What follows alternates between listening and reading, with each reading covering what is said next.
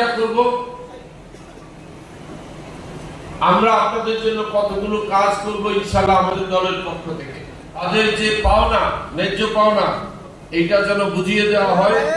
এবং যে কথাটা আমার পূর্ববর্তী বক্তারা বলে গিয়েছেন যে শ্রমিকের ধান শুকানোর আগে তার পাওনা বুঝিয়ে দিতে হবে, আমরা সেটা বাস্তবায়ন করবো ইনশাআল্লাহ। এই কাজে আমরা আপনাদের সাথে থাকবো। বাজার দরের সাথে সামঞ্জস্যপূর্ণ জাতীয় ন্যূনতম মজুরি ঘোষণা করব এবং এটাতে আমরা ভূমিকা রাখবো এবং যে সরকারে থাকবে তাদেরকে দিয়ে আমরা এটা ঘোষণা করতে ইনশাআল্লাহ সহযোগিতাও করবো, বাধ্যও করবো।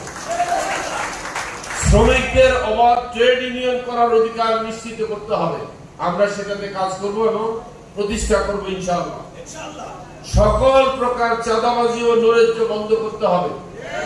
শ্রমিকরা যেন পরিশ্রম করে সেখান থেকে কাউকে চাঁদা দিতে না হয়। সব ধরনের চাঁদাবাজি বন্ধ করতে হবে।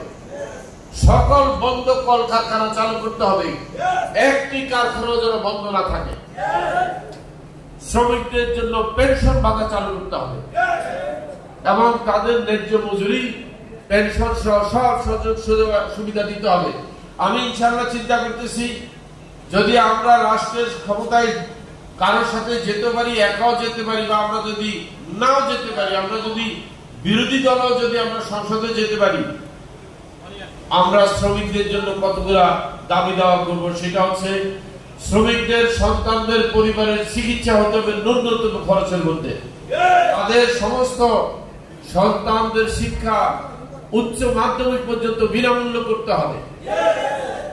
শিক্ষা আমাদের জন্মগত অধিকার। সকল শ্রমিকদের খাদ্য নিরাপদ নিশ্চিত করতে হবে। বহু শ্রমিক দেখা গেছে কলকারখানায় পর্যাপ্ত পরিমাণ নিরাপত্তা ব্যবস্থা না থাকার কারণে অবহেলার জন্য তারা তাদের জীবন হারায়, হাত পা অঙ্গহানি হয়। সেটার জন্য পর্যাপ্ত যেন ক্ষতিপূরণ দেওয়া হয় এবং তাকে যেন পুনর্বাসন করা হয়, এটা আমরা নিশ্চিত করবো ইনশাআল্লাহ। শুধু বললেই